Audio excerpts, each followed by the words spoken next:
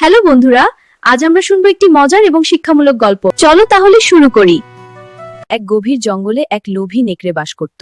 একদিন সে খুব ক্ষুধার্ত ছিল। সে খাবারের খোঁজে ঘুরতে থাকে। খাবারের খোঁজে ঘুরতে ঘুরতে সে একটি বড় হাড় পেল। নেকড়ে খুব আনন্দে হাড়টি খেতে শুরু করলো।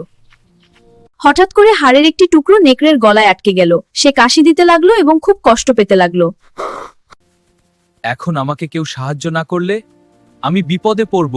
নেকড়ে একটি বক পাখিকে দেখতে পেল এবং তাকে বলল, ওহে বক, তুমি যদি আমার গলা থেকে হাড়টি বের করে দাও, আমি তোমাকে ভালো পুরস্কার দেব।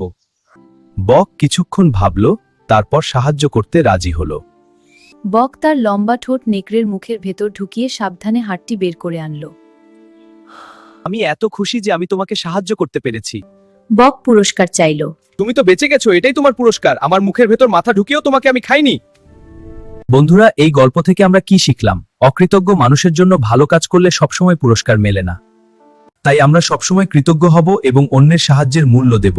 গল্পটি ভালো লাগলে ভিডিওটি লাইক দাও, আর এমন সুন্দর গল্প শুনতে চ্যানেলটি সাবস্ক্রাইব করো। আবার দেখা হবে নতুন গল্পে।